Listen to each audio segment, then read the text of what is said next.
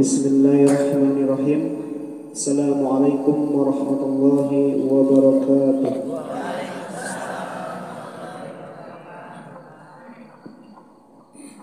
Ingkang kula hormati pimpinan ranting Muhammadiyah Kejawang, ingkang kula hormati pimpinan ranting Aisyah Kejawang, dan hadirin sekalian yang kami banggakan, yang saya cintai karena Allah Subhanahu wa taala.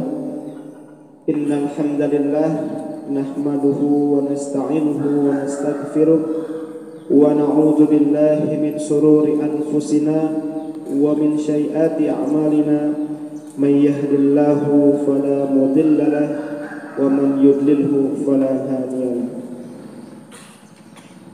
Asyhadu an la ilaha illallah wahdahu la syarika lah wa asyhadu anna Muhammadan abduhu wa rasuluhu la nabiyya wa la rasula ta'ala amma ba'du. Faqala Allah ta'ala fil Qur'anil Karim, a'udzu billahi minasy syaithanir rajim. Ya ayyuhan nasu ittaqu rabbakumul ladzi khalaqakum min nafsin wahidah wa khalaqa minha zawjaha wa batha minhuma rijalan katsiran wa nisaa'a wattaqullaha alladzi tasaaluna bihi wal arham innallaha kana 'alaikum raqiba.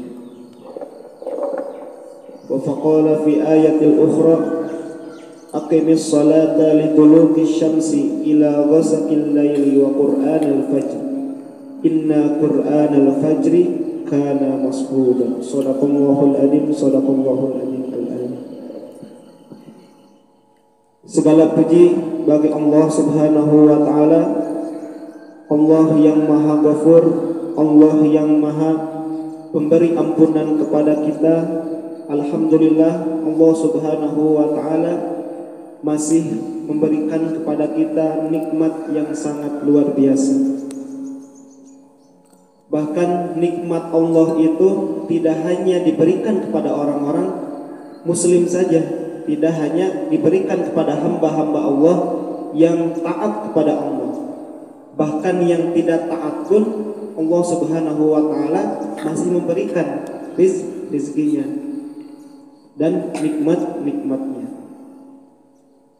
Maka ada nikmat-nikmat yang hanya bisa dinikmati oleh kita yang taat kepada Allah Subhanahu wa ta'ala, yakni nikmat iman dan nikmat Islam, dan juga nikmat taufik dan hidayah. Sehingga dengan nikmat taufik dan hidayah kita bisa melangkahkan, ya, berniat di dalam hati kita, melangkahkan kaki kita untuk datang ke majelis taklim. Karena tanpa ada nikmat iman, nikmat Islam, kemudian taufik dan hidayah, mustahil bagi seorang itu bisa melangkahkan kakinya dalam hal kebaikan. Maka kita harus sangat bersyukuri kepada Allah Subhanahu wa taala atas nikmat tersebut. Dengan diiringi nikmat sehat dan nikmat hidup.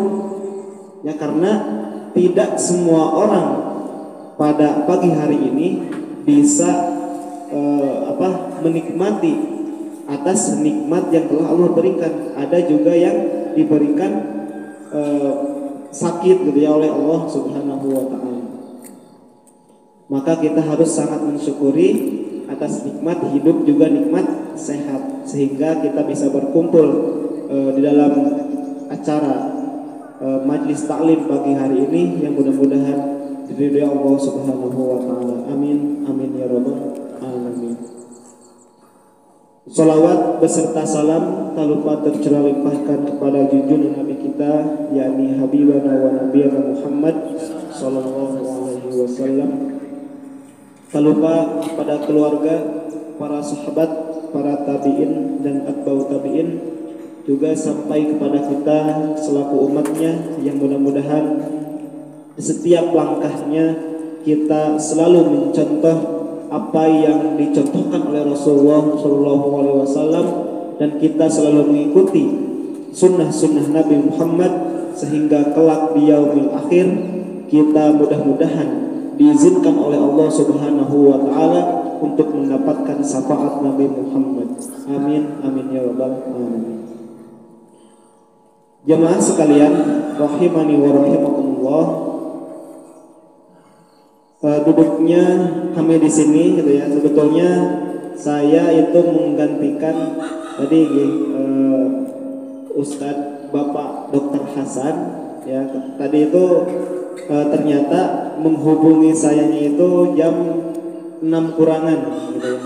Jadi saya langsung buru-buru karena beliau mengamanatkan gitu ya, kepada saya, sehingga saya tadi buru-buru baru jam 6 berangkat dari Al-Kautsar gitu ya. Kemudian dengan demikian saya minta maaf gitu ya karena ada keterlambatan. Kalau yang dulu itu terlambatnya hampir setengah jam ya, kalau yang pertama. Tapi sekarang malah telat lagi gitu ya, telat lebih 10 menitan gitu ya. Jadi kulo ngapunten gitu ya, kulo ngapunten karena keterlambatan ini. Kebetulan Dr. Hasan lagi ada halangan gitu ya, sehingga beliau tidak bisa hadir karena beliau malam itu katanya habis dari Banjarnegara gitu kalau nggak salah. Kemudian pagi harinya badannya kurang enak badan gitu ya, kurang enak badan. Ya mudah-mudahan saudara-saudara kita yang ada halangan pada pagi hari ini, ada seorang yang lagi mengerjakan urusan, mudah-mudahan urusannya dilancarkan. Adapun saudara kita yang dalam keadaan sakit, mudah-mudahan Allah Subhanahu wa taala segera mencabut penyakitnya. Amin amin ya rabbal alamin. Allahumma rabban nasi adhibil ba'sa isfi anta syafi la shifaa illa shifauka shifaan la yughadiru bihi saqama. Amin amin ya rabbal alamin. Jamaah sekalian rahimani wa rahimakumullah, pada pagi hari ini insya Allah kita akan bahas tentang ayat yang tadi di mukadimah saya bacakan. Ada yang ingat? Tadi di mukadimah, a'udzubillahi minasyaitonir rajim.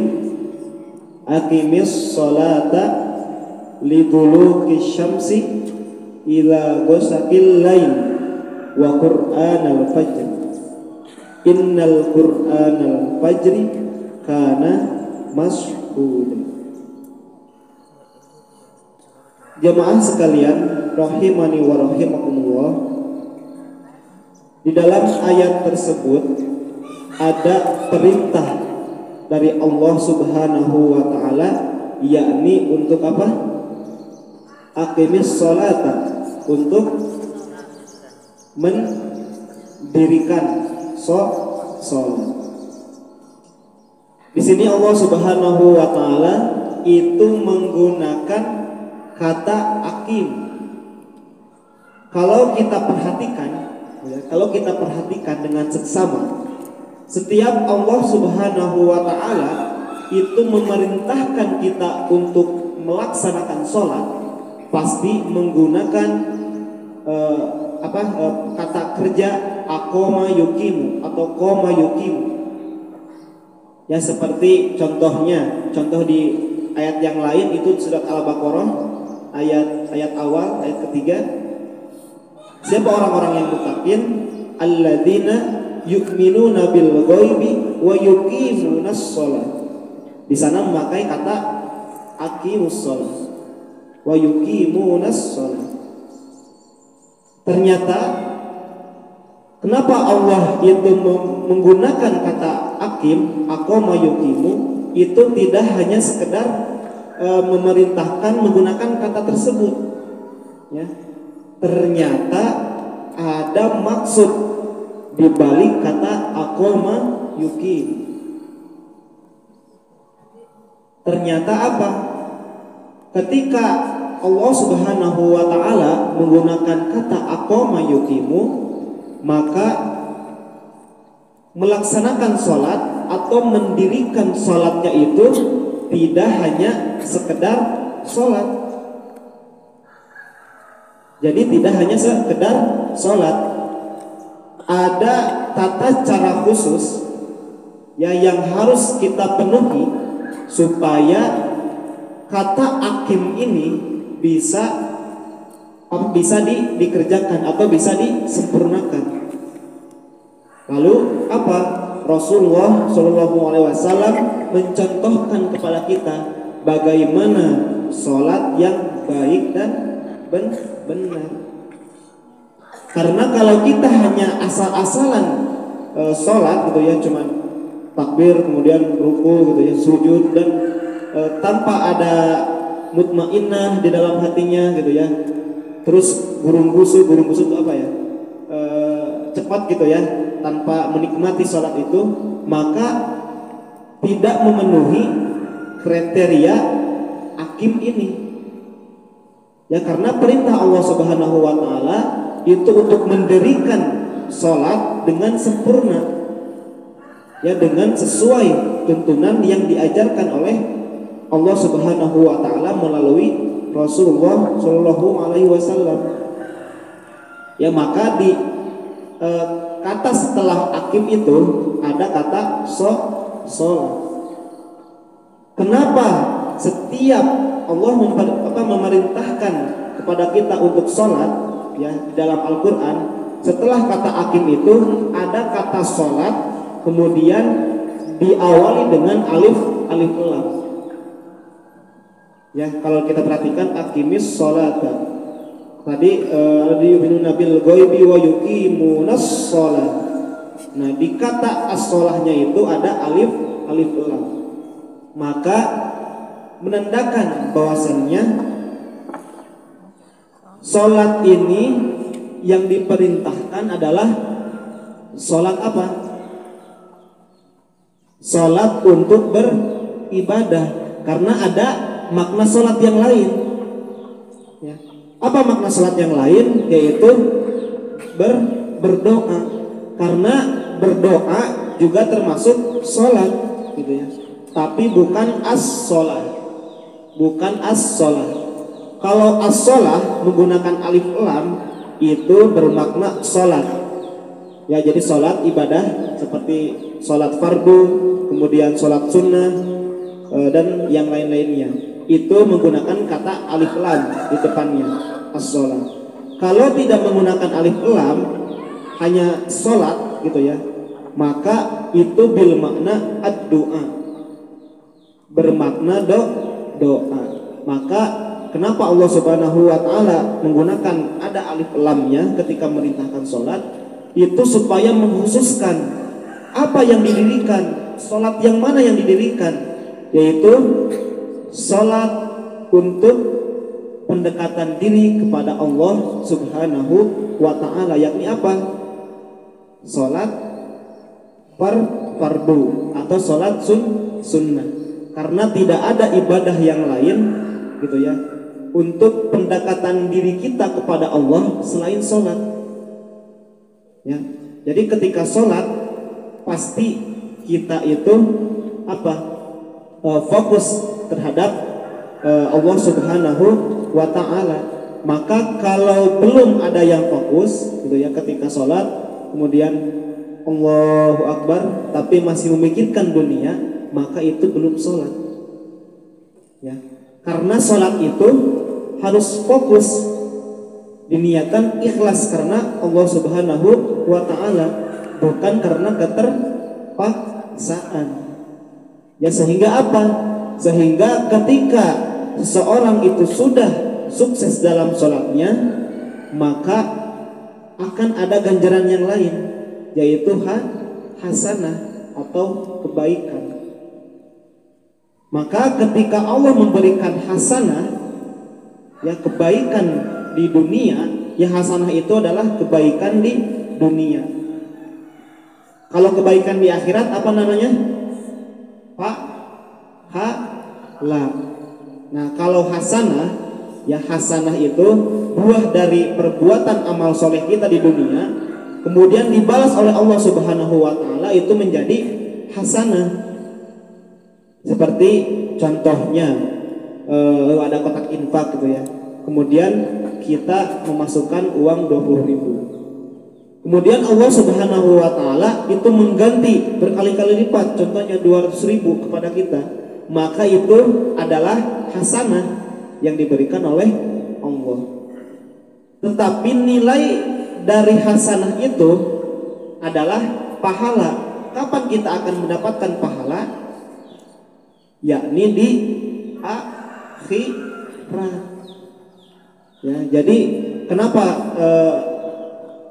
khotib-khotib atau penceramah-penceramah itu sering menyampaikan bahwasannya sebaik-baiknya bekal gitu ya, yang akan kita bawa adalah bekal ketakwaan. Kenapa ketakwaan? Karena orang yang bertakwa kepada Allah itu dijamin oleh Allah Subhanahu wa taala untuk apa? Mendapatkan pahala nanti itu. Karena banyak sekali orang yang orang yang gencar gitu ya untuk mendapatkan pahala, tapi masih melakukan apa yang tidak diperintahkan oleh Allah Subhanahu wa taala, sehingga apa? Pahala yang kita kumpulkan itu bisa habis. Ya, seperti apa? Contohnya orang yang hasad. Contohnya orang yang hasad. Orang yang hasad itu iri gitu ya, iri, dengki terhadap orang lain. Contohnya si fulan itu mendapatkan nikmat dari Allah, kemudian kita iri. Ya Allah, saya juga pengen gitu ya mendapatkan, contohnya tetangga kita mendapatkan mobil, dikasih nikmat oleh Allah. Nah, kemudian kita dalam hati kita, tetangga saya udah dapat mobil, kapan saya dapat gitu ya. Ya Allah, mudah-mudahan mobil tetangga saya rusak, kemudian saya mendapatkan mobil gitu. Nah, itu adalah salah satu sifat iri dan dengki. Nah, sifat iri dan dengki adalah salah satu sifat yang bisa membakar pahala kita. Ya, di dalam hadis itu disebutkan bahwasannya al-hasadu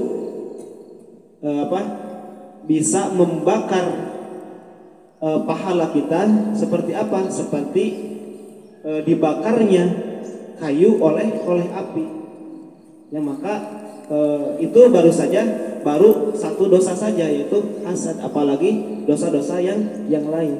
Maka orang yang bertakwa itu mustahil akan melakukan hal yang demikian. Orang yang bertakwa itu mustahil akan melakukan hal-hal yang dilarang oleh Allah Subhanahu wa taala. Jadi maka dengan terhindarnya dari hal-hal yang tidak diperintahkan oleh Allah Subhanahu wa taala, maka Allah Subhanahu wa taala menjamin ketika di akhiratnya itu pahala untuk dirinya. Maka sebaik-baiknya bekal yang akan kita bawa kepada Allah Subhanahu wa taala yaitu bekal takwa. Ma'asyiral muslimin rahimani wa rahimakumullah. Kemudian kapan pahala itu akan ditampilkan kepada kita? Kalau kita mengingat cerita tentang Sayyidah Asyiyah, jamaah terang atau tahu Sayyidah Asyiyah siapa? Ibu Asyiyah itu siapa? Bukan Aisyah ya. Kalau Aisyah itu istri Rasulullah, istri Nabi. Kalau Asyiyah siapa? Nah, istrinya Fir'aun. Ya, ini cerita yang sangat masyhur, ya, sangat terkenal. Jadi ketika Siti Asyiyah itu hendak meninggal, jadi meninggalnya Siti Asyiyah itu diikat oleh Fir'aun di tihang. Kemudian Fir'aun itu ingin menyiksanya. Karena Siti Asiyah itu salah satu hamba Allah yang taat kepada Allah, ya, walaupun gitu ya, walaupun suaminya sekelas Fir'aun, Siti Asiyah itu masih taat, masih takzim terhadap suaminya. Ya, walaupun suaminya Fir'aun, Siti Asiyah itu masih takzim, masih taat kepada suaminya. Maka pahala taat kepada suami itu Masya Allah. Gimana ibu-ibu, sudah taat kepada suami? Sudah taat? Insya Allah, ya. Itu adalah salah satu cerita yang menginspirasi apa para wanita, yaitu Siti Asiyah. Kenapa? Suaminya saja, ya, Fir'aun itu adalah raja paling zalim pada zamannya. Bahkan sampai sekarang pun tidak ada yang menandingi kezaliman dari Fir'aun. Tapi Siti Asiyah itu masih bisa taat dan takzim terhadap suaminya. Maka ketika hendak ingin meninggal, ya, kemudian Allah Subhanahu wa Ta'ala itu menampakkan kebaikan-kebaikan dari Asiyah. Maka apa yang dipinta atau apa doa apa yang diminta oleh Asiyah? Yang pertama, ya Allah, dirikanlah untuk saya sebuah istana di surga. Kemudian permintaan yang kedua yaitu dihindarkan dari siksanya Fir'aun, karena beliau itu sudah diikat dan akan disiksa oleh Fir'aun. Maka seketika Allah Subhanahu wa Ta'ala itu menampilkan, nih Asiyah, berkat ketakzibanmu terhadap suamimu, nih Asiyah, ini adalah kebaikan-kebaikanmu selama hidup di dunia, maka aku akan balas dengan membuatkan sesuai permintaan Asiyah, yaitu sebuah istana di surga, ditampakkan, oh ini nih surga untukmu. Maka ketika itu Asiyah langsung tersenyum ketika diikat, lalu tersenyum.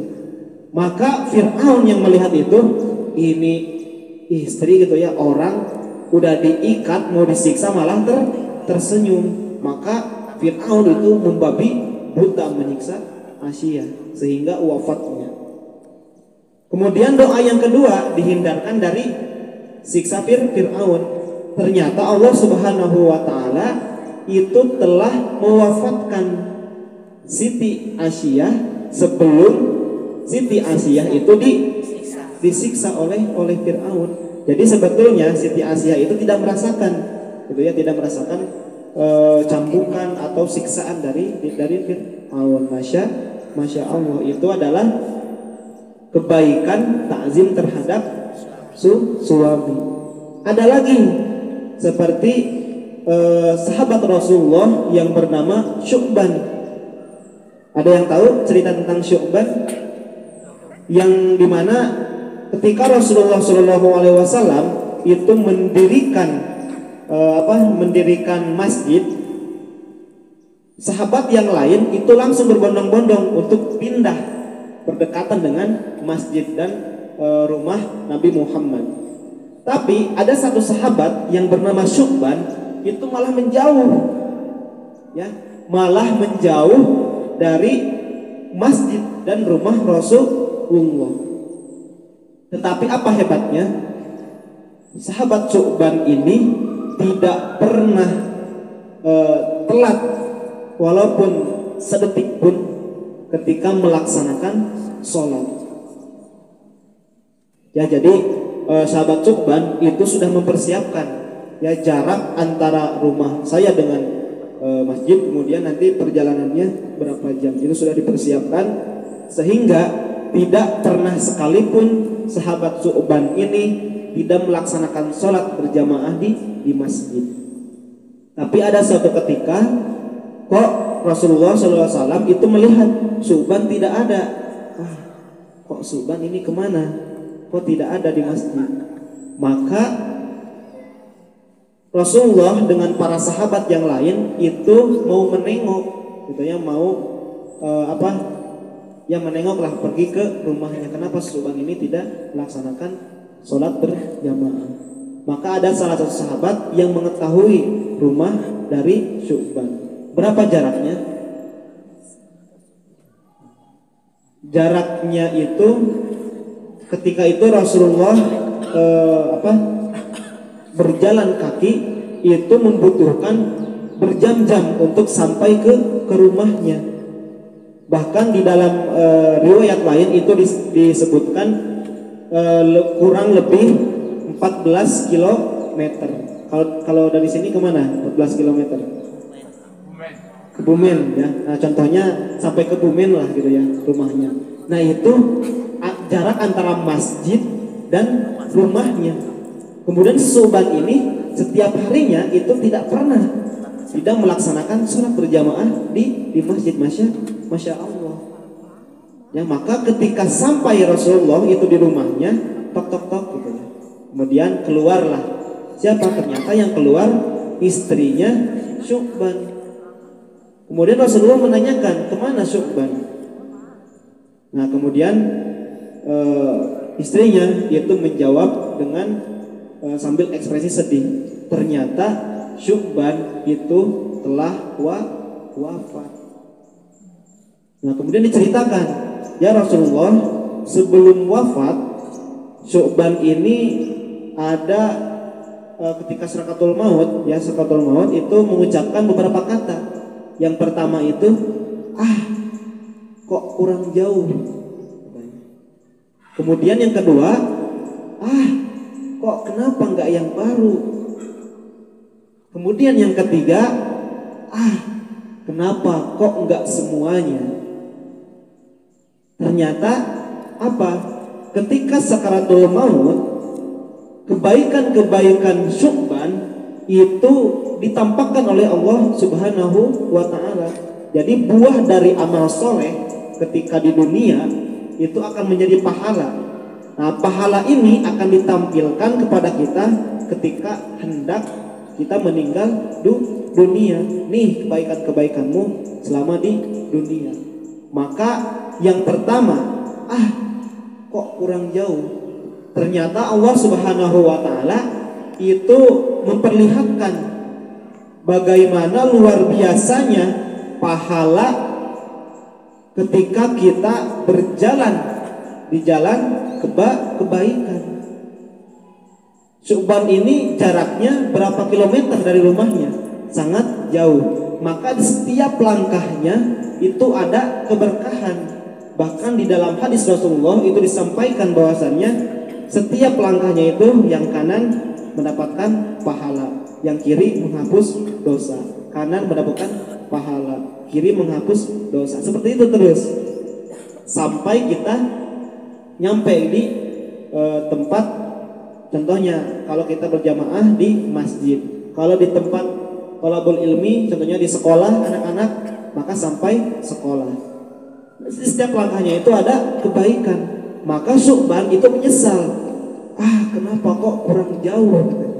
Padahal jaraknya sudah jauh. Coba ada gak di sini jamaah yang mampu berjalan dari Kebumen untuk melaksanakan sholat ke masjid di Kejawang? Ada gak yang mampu?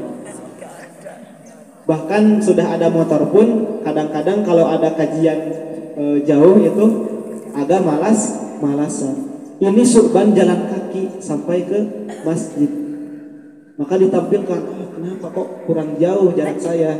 Kalau saya lebih jauh lagi, maka pahala yang akan saya dapatkan itu lebih banyak. Kemudian yang kedua, kenapa nggak yang baru? Ternyata apa? Ketika di perjalanan dulu ya, suatu waktu ada seseorang pengemis itu yang kedinginan.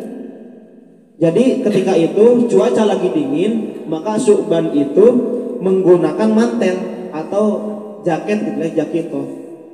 Nah, Syu'ban itu menggunakan yang bagus-bagus dulu gitu ya. Jadi baju, kemudian jaket yang bagus, dan yang terakhir itu baju atau jaket yang sudah rusak, yang sudah lama gitu ya. Kan kalau terkena apa-apa gitu ya, kalau terkena debu atau pasir kotor itu kan yang terkena yang luarnya dulu gitu ya. Maka Syu'ban itu menggunakan mantel yang paling rusak itu paling luar.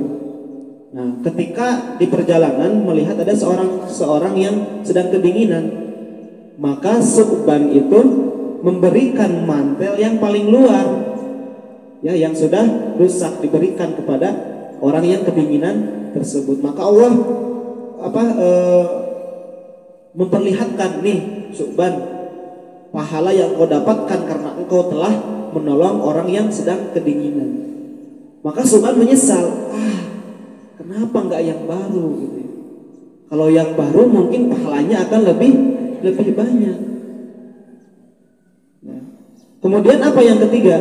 Yang ketiga, kenapa kok nggak semuanya? Ketika suatu waktu gitu ya, ketika Syu'ban berada di depan rumahnya gitu ya, lagi nangkring, lagi minum susu, kemudian ada kopi gitu ya, ada roti. Nah, kemudian datang seorang pemulung gitu ya, seorang yang bukan pemulung, yang minta-minta gitu ya, minta-minta, ya Syu'ban, ya Fulan, saya belum makan bahkan sampai 3 hari gitu. Maka Syu'ban itu mengambil gelas yang lain, kemudian menuangkan susunya itu sebagian, kemudian memotong rotinya sebagian, maka dinikmati oleh berdua bersama-sama. Nah, kemudian apa tadi pernyataan dari Syu'ban? Kenapa tidak semuanya? Kenapa enggak semuanya saya kasih saja gitu ya? Bahkan pahala yang saya dapatkan ketika saya memberikan setengah itu sudah luar biasa. Apalagi kalau saya memberikannya semuanya, maka pahala yang akan kita dapatkan itu sangat luar biasa. Nah, maka ini adalah hasanah-hasanah yang diberikan oleh Allah Subhanahu wa taala, kemudian nanti pahalanya akan ditampilkan kepada kita ketika hendak meninggal dunia. Maka sebaik mungkin ya, usahakan setiap langkah yang kita lakukan di dunia ini harus berbuah amal soleh. Bagaimana cara supaya setiap kita melaksanakan sesuatu di dunia ini menjadi amal soleh? Bagaimana caranya? Dengan diniatkan karena Allah Subhanahu wa ta'ala. Kemudian apa? Ada cara dari Rasulullah SAW, yaitu dengan apa? Setiap kita ingin melakukan sesuatu, yaitu dengan diawali bismillah. Maka setiap yang kita lakukan, ya, kecuali yang buruk-buruk ya, kalau maling bismillah dulu ya nggak jadi amal soleh gitu ya, tapi tetap jadi amal salah. Tapi kalau kita contohnya minum, apa perbedaan minum antara orang mukmin dengan orang yang kafir? Semua orang bisa minum kan? Orang kafir bisa minum, orang Islam bisa minum, tapi ada nilai yang lebih yang bisa didapatkan oleh orang-orang yang mukmin atau orang-orang Islam. Kalau orang yang kafir gitu ya, bahkan kalau saya lihat gitu ya di YouTube gitu ya, seperti YouTuber yang non Muslim itu biasanya kadang menggunakan kanan, kadang menggunakan kiri gitu ya. Tapi untuk orang yang mukmin gitu ya, maka kul biyami nikah, makanlah atau minumlah dengan tangan kananmu. Maka ketika kita mengambil minum atau makan menggunakan tangan kanan, itu sudah menjadi amal soleh. Kemudian apa? Bacakan bismillah. Supaya apa? Yang kita minum itu karena Allah Subhanahu wa ta'ala, maka minum saja bisa menjadi amal soleh. Apalagi dengan pekerjaan-pekerjaan yang berat yang lainnya, seperti contohnya ke ladang gitu ya, ke sawah. Kalau kita niatkan karena Allah Subhanahu wa ta'ala, ya dimulai dari rumah kita berdoa gitu ya, kemudian bismillahirrahmanirrahim, ya Allah, ini saya ke ladang itu untuk mencari nafkah. Mudah-mudahan Engkau ridhoi jalan saya untuk ke ladang ini, dan mudah-mudahan itu menjadi amal soleh. Maka setiap yang kita lakukan itu sangat luar biasa, akan mendapatkan amal soleh. Kemudian bagaimana caranya supaya kita dekat dengan Allah? Maka dengan sholat, baik itu as-sholat ataupun sholat, baik itu dengan doa ataupun dengan sholat. Yang pertama dengan sholat dulu, ya. Kalau seorang mukmin sudah benar dengan sholatnya, maka di setiap langkahnya itu akan ingat dengan Allah Subhanahu wa ta'ala. Karena makna yang dalam terhadap sholat itu adalah zikrullah, yaitu ingat kepada Allah. Ya, maka kalau sholatnya sudah benar, ketika keluar dari masjid itu sudah ingat kepada Allah. Wah, sendal saya yang mana ini? Sendal saya yang mana ya? Oh, yang itu. Karena ingat Allah, wah itu yang benar gitu ya, sendal kita. Tapi kalau tidak ingat Allah, wah itu ya sendal saya yang paling bagus, padahal ke masjidnya tidak memakai sendal. Maka itu kalau sholatnya tidak benar, maka sudah hilang koneksinya dengan Allah. Kalau dengan sholat itu belum bisa terkoneksi dengan Allah, maka ada anjuran lain setelah sholat itu. Kemudian apa? Berzikir. Ya, kalau dengan sholat kita belum tentram, belum ingat kepada Allah, maka ada hal yang lain, yaitu setelah sholat kita berzikir. Dalam hadis Muslim gimana? Astagfirullahaladzim, astagfirullahaladzim, astagfirullahaladzim. Kenapa beristighfar setelah sholat? Karena meminta ampunan kepada Allah. Kalau tadi dalam sholatnya itu kita belum bisa mengingat seutuhnya kepada Allah, maka kita meminta ampun lebih dahulu. Astagfirullahaladzim, la ilaha illallah wal hayyul qayyum wa atubu ilaih. Kemudian dilanjutkan dengan subhanallah, subhanallah, subhanallah gitu ya. Kenapa sebanyak 33 kali? Supaya kita bisa ingat kepada Allah. Masa gitu ya kita sebutkan 33 kali itu belum ingat kepada Allah? Kalau kita nanya contohnya kepada si fulan, siapa nama kamu? Doni. Siapa nama kamu? Doni. Siapa nama kamu? Doni. Saya udah bilang Doni gitu ya. Masa tidak ingat gitu ya?